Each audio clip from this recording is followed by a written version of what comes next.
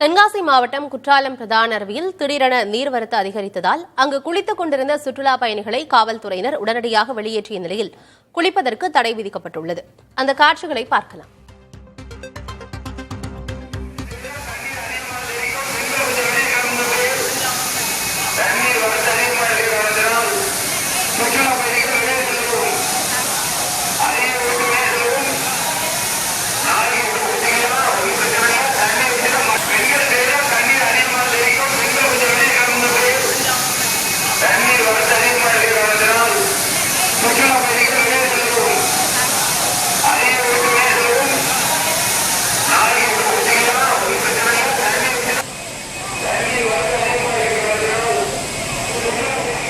விவரங்களை வழங்குவதற்காக செய்தியாளர் சுந்தர மகேஷ் இணைந்திருக்கிறார். சுந்தர மகேஷ், உள்ளே சுற்றுலா பயணிகள் யாரும் இல்லை அப்படிங்கறத உறுதிப்படுத்தி இருக்கிறாங்களா? அங்க இருக்கும் கள நிலவரம் என்ன?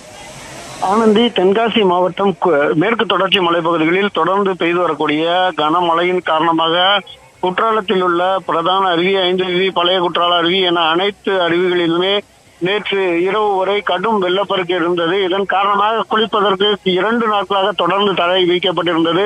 இன்று காலை முதல் குளிப்பதற்கு அனுமதி வழங்கப்பட்டிருந்த நிலையில் இன்று விடுமுறை தினம் என்பதால் குற்றாலத்தில் உள்ள பிரதான அருவி, 5 அருவி என அனைத்து அருவிகளிலுமே சுற்றுலா பயணிகளின் கூட்டம் என்பது மிகவும் அதிகரித்து காணப்பட்டது. இந்த சூழ்நிலையில் இன்று மாலையில் தற்போது குளித்துக் கொண்டிருந்த சுற்றுலா பயணிகள் அதிக அளவில் குளித்துக் கொண்டிருந்த போது அருவியில் நீர்வரத்து என்பது அதிகரிக்க தொடங்கியது. இதன் காரணமாக உடனடியாக அதனை கவனித்த காவல்துறையினர் அங்கிருந்தவர்களை உடனடியாக வெளியேற்றும் நடவடிக்கையில் ஈடுபட்டனர். இந்த சூழ்நிலையில் இதற்கு முன்பாக இங்கிருந்த எச்சரிக்கை மணிகள் கூட ஒலிக்காத நிலையில் தற்போது இந்த பகுதியில் மக்கள் சுற்றுலா பயணிகளை மிகவும் சிரமத்துடன் வெளியேற்றும் நடவடிக்கையை நம்மால் பார்க்க முடிகிறது.